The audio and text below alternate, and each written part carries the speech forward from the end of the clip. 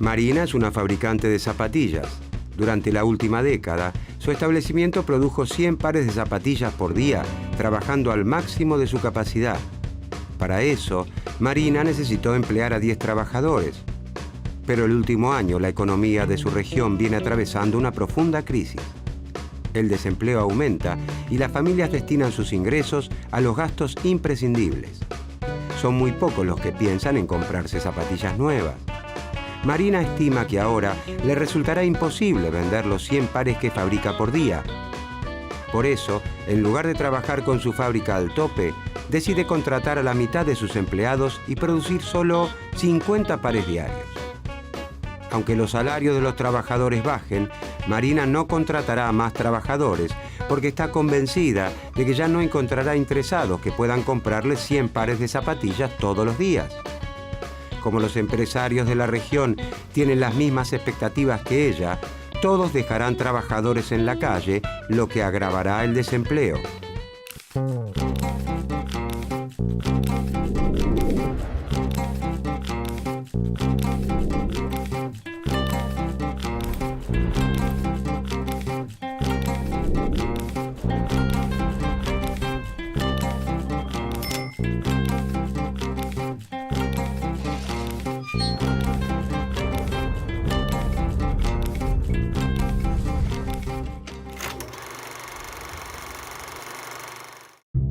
Cuando finaliza la Primera Guerra Mundial, Estados Unidos se erige como la nueva gran potencia mundial, amenazando la hegemonía británica. Con sus fábricas trabajando al tope, el clima de euforia contagia a los norteamericanos y los convence de que ese crecimiento será imparable. Estamos en los felices años 20, en los años locos. Este optimismo desenfrenado empuja a gran parte de la población de los Estados Unidos a comprar acciones en la bolsa. Hacia fines de la década del 20, grandes y pequeños ahorristas adquieren gran parte de las empresas convencidos de que ganarán mucho dinero gracias a ese fabuloso crecimiento que se da por descontado. Como muchos eligen ahorrar en acciones, su precio y con él el valor de las empresas crece enormemente. Todo marcha bien hasta que surgen preocupantes señales de que esta ola de optimismo ha llevado a las empresas a producir muy por encima de las cantidades demandadas, exceso que las obliga a detener la producción, acumular stock de mercaderías y expulsar mano de obra. Esto hace que el valor de las empresas caiga a pique y empobrezca a todos los que habían elegido ahorrar en acciones. El 29 de octubre de 1929 pasa a la historia como el Jueves Negro. Ese día se produce el famoso crack en la Bolsa de Nueva York. Esta quiebra financiera tiene un impacto notable. La crisis arrastra a todos los sectores económicos y lleva a la ruina a numerosos bancos. En poco tiempo, millones de hombres y mujeres pierden sus trabajos, sus ahorros y, en ocasiones, sus viviendas. En virtud del peso que había adquirido Estados Unidos en la economía mundial, la crisis se generaliza. La producción y el comercio de Occidente se contraen. Las fuerzas del mercado son insuficientes para actuar libremente, acomodar los desajustes y restablecer el equilibrio. Los países industrializados imponen barreras proteccionistas y reducen el precio de las materias primas y los productos agrícolas, lo que afecta especialmente a los países exportadores como la Argentina. Las ganancias capitalistas se reducen y los trabajadores pasan a vivir en la miseria. Las profecías marxistas parecen cumplirse. El capitalismo muestra su gran debilidad al tiempo que la Unión Soviética desarrolla un sistema colectivista fuertemente aislado y logra sortear la crisis mundial sin grandes contratiempos. El fantasma del comunismo genera un gran temor en los países industrializados. Empeñados en salvar al sistema capitalista, un grupo de economistas proponen abandonar los viejos preceptos dominantes y adoptar una nueva receta.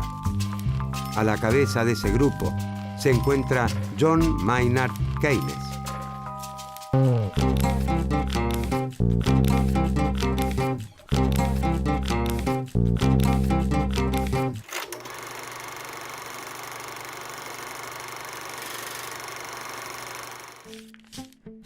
John Maynard Keynes es uno de los grandes críticos de la teoría económica clásica y marginalista. Nace en Inglaterra en 1883 y estudia en la Universidad de Cambridge. Es alumno de Alfred Marshall, principal exponente del marginalismo. Marshall lo exhorta a que abandone su interés por la filosofía y las matemáticas y lo introduce en el estudio de la economía. Como funcionario de Hacienda del Reino Unido, Keynes se ocupa en 1915 del estudio de las indemnizaciones que debe pagar la derrotada Alemania al concluir la Primera Guerra Mundial. Renuncia a su cargo porque entiende que la humillación impuesta al pueblo alemán en el Tratado de Versalles plantará la semilla de un nuevo conflicto bélico. A pesar de formarse con los grandes profesores marginalistas de su tiempo, Keynes se aleja de las ideas dominantes para explicar la recesión y el desempleo prolongado de su tiempo.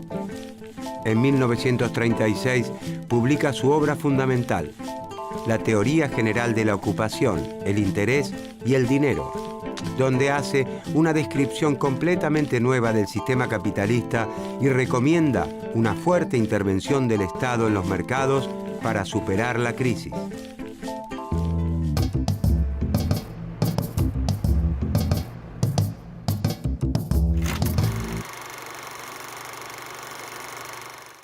Según el razonamiento marginalista, el desempleo puede ser voluntario o involuntario. Es involuntario o no deseado por dificultades momentáneas de la economía, por el tiempo que demoran los trabajadores en encontrar un nuevo empleo o por el tiempo que necesitan los jóvenes para acceder a su primer empleo. Es decir, para los marginalistas, el desempleo involuntario es originado por motivos menores y fundamentalmente pasajeros, transitorios. El resto del desempleo es siempre voluntario, por voluntad de los propios trabajadores que prefieren el ocio al empleo o por las regulaciones que traban el funcionamiento del mercado. Estas regulaciones pueden ser los convenios colectivos de trabajo o el salario mínimo. Según el pensamiento marginalista, si los trabajadores, organizados en sindicatos, y el Estado no interfirieran en el mercado laboral, los salarios podrían bajar libremente hasta el punto en el que desaparecería el desempleo, ya que a un salario menor, los empresarios estarían siempre dispuestos a contratar más trabajadores. Keynes se opone a esta tesis, afirmando que el desempleo involuntario o no deseado puede ser permanente, no solo transitorio. Observa que a pesar de ofrecer su fuerza de trabajo a salarios más bajos, los obreros de los países azotados por la crisis tampoco consiguen empleo. Y afirma que esto se debe a que la demanda efectiva es insuficiente.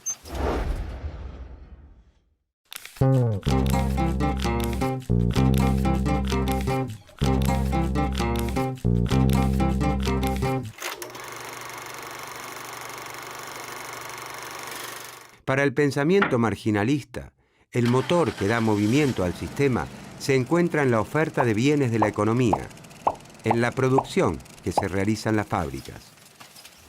La ley de Say sintetiza ese pensamiento hasta entonces dominante al afirmar que toda oferta crea su propia demanda.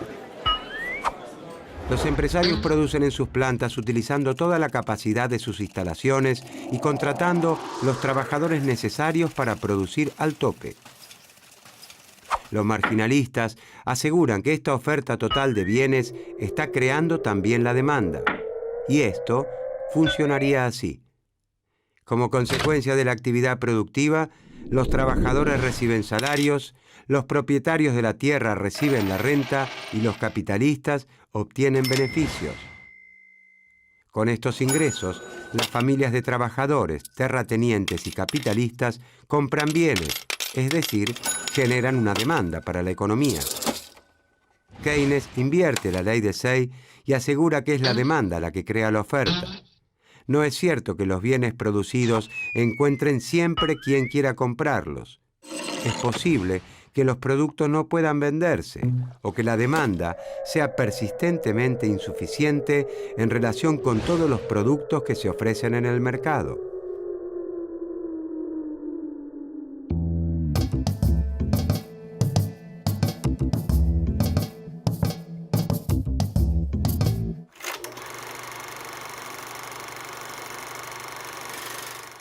La demanda de bienes que se realiza en un país tiene dos motivos: el consumo y la inversión. El consumo depende del ingreso de las familias, los salarios de los trabajadores, los beneficios de los empresarios y las rentas de los propietarios de la tierra. Cuanto más altos sean los ingresos de trabajadores, empresarios y propietarios, cuanto más dinero tengan en sus bolsillos, mayor será su consumo. Pero el conjunto de todas las familias no gasta todo su ingreso en consumo. Algunas están en condiciones de destinar una parte importante al ahorro. La proporción del ingreso que el total de las familias destina al consumo se llama propensión a consumir. Cuando los ingresos de la familia aumentan, el consumo se incrementa, pero la propensión a consumir tiende a ser cada vez menor, pues las familias destinan cada vez mayor proporción de su ingreso al ahorro. En las sociedades en las que la distribución del ingreso es muy desigual, la propensión al consumo es menor que en las sociedades igualitarias, porque la mayor parte de la riqueza se concentra en las clases privilegiadas, que destinan al consumo una parte menor que las clases postergadas. Por este motivo, Keynes cree en una política de redistribución del ingreso en beneficio de las clases más postergadas. De esta manera se impulsa el consumo y, en consecuencia, la demanda efectiva, la producción y el empleo de la economía. El otro componente de la demanda es la inversión. La inversión no depende de las familias. Los empresarios invierten cuando compran maquinaria e instalaciones para aumentar, mantener o mejorar la producción. Y lo hacen dependiendo de cuánto esperen ganar. Si creen que la economía irá bien y sus ventas se incrementarán, esperarán embolsarse abultadas ganancias. Por lo tanto, aumentarán su capacidad productiva demandando bienes de inversión y contratando mano de obra. Si los empresarios ven un horizonte gris, optarán por quedarse con el equipamiento existente o dedicarán pocos recursos a la adquisición de uno nuevo. Como el futuro es incierto, las expectativas de los empresarios son poco predecibles. Los niveles de actividad y empleo dependen de un factor psicológico imponderable, incontrolable e inestable. Keynes llama a estos estados de ánimo los espíritus animales de los empresarios. Si los empresarios tienen expectativas negativas sobre el futuro de la economía, la inversión será pequeña y una parte de la oferta quedará siempre sin vender. Cuando la demanda efectiva se encuentra reducida por la crisis, los empresarios producen menos de lo que podrían si operaran al tope. Por más bajos que sean los salarios, los empresarios no contratarán más trabajadores porque no tienen a quién vender su producción. Ese desempleo provoca que cada vez se consuman menos productos, lo que lleva a un círculo vicioso de estancamiento. Para Keynes, si el Estado no interviene apuntalando la demanda efectiva, el mercado, por sí solo y espontáneamente, no podrá retornar a su equilibrio y profundizará el estancamiento.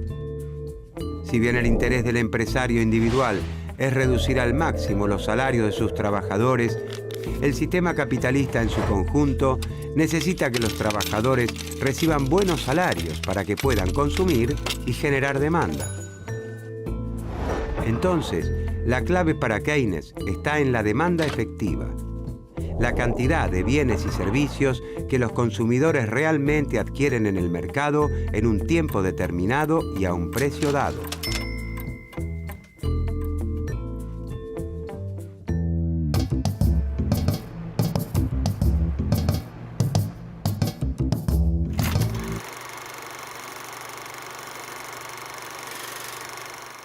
El Estado es llamado por Keynes a impulsar la demanda efectiva. Para combatir el desempleo, Keynes sostiene que el Estado debe intervenir incrementando la demanda efectiva. Si la demanda efectiva aumenta, los empresarios estarán dispuestos a aumentar la producción, a utilizar sus plantas al tope y para ello deberán contratar cada vez más trabajadores. El Estado cuenta con dos herramientas para aumentar la demanda efectiva: la política fiscal y la política monetaria. La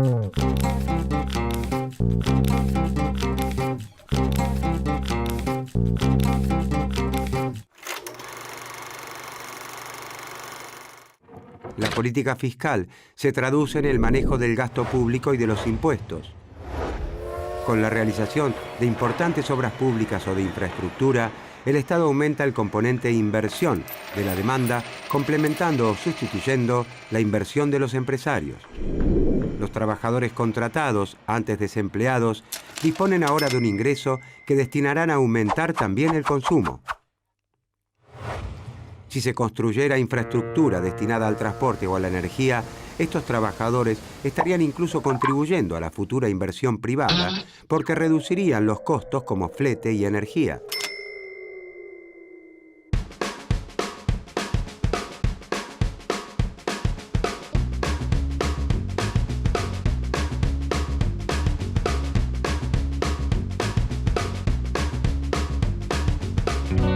El Estado interviene otorgando una asignación a las familias de los trabajadores desempleados y lanzando una serie de obras públicas que emplean a muchos trabajadores.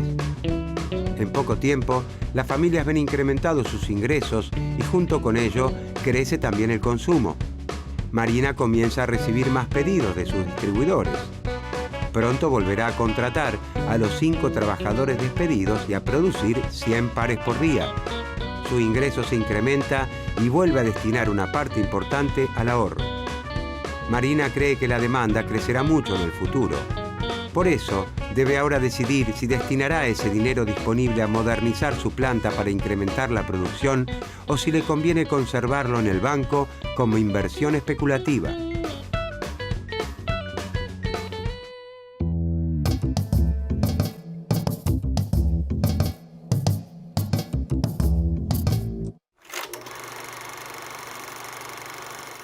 La otra herramienta de que dispone el Estado para alentar la demanda efectiva es la política monetaria.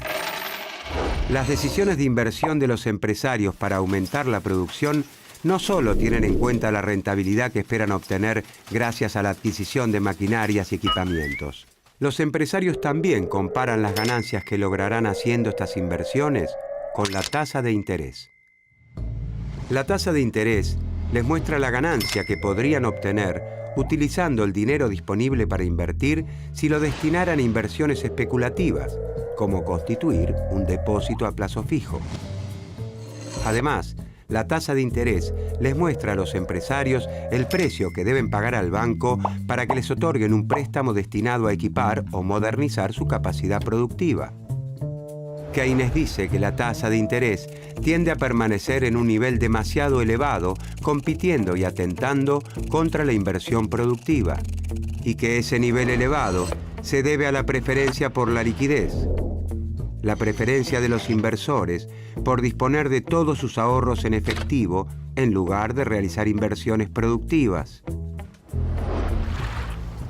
Este comportamiento, según Keynes, se fundamenta en la incertidumbre que existe en la economía. Entonces, para convencer a los inversores para que realicen plazos fijos, los bancos incrementan la tasa de interés y desalientan, por otro lado, la inversión productiva. Para alentar la reducción de la tasa de interés, incrementar la inversión productiva y con ella la demanda efectiva y el empleo, Keynes propone que el Estado instrumente una política monetaria expansiva.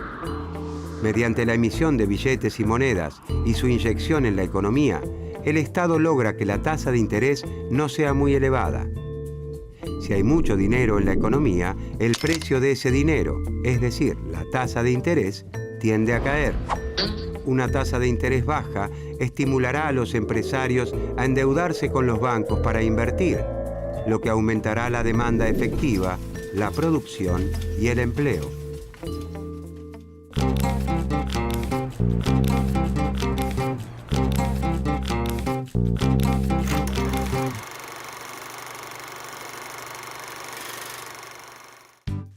La defensa de Keynes de la política monetaria y fiscal y el nuevo rol del Estado son rápidamente aceptados en los ambientes académicos y políticos de los países centrales.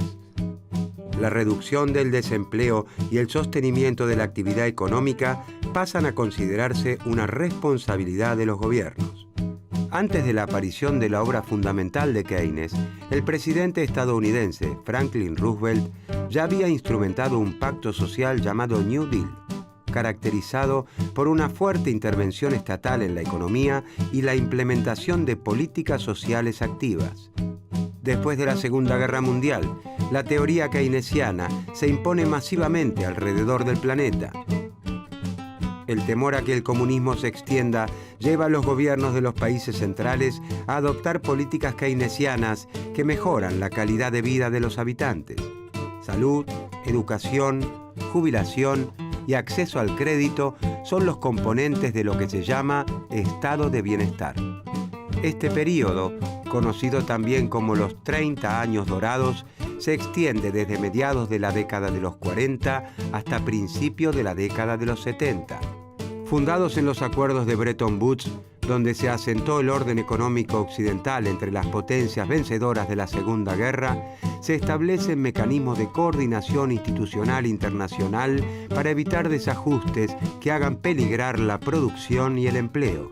El Fondo Monetario Internacional y el Banco Mundial son dos instituciones que nacen con ese fin, pero que a partir de la década de los 70 perderán su rol coordinador para convertirse en agentes de la liberalización de los mercados mundiales.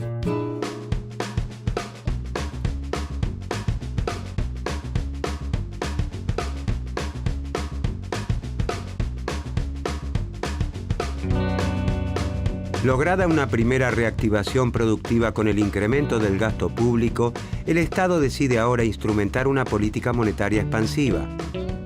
Para eso emite billetes y monedas y los vuelca en la economía. Las tasas de interés se reducen.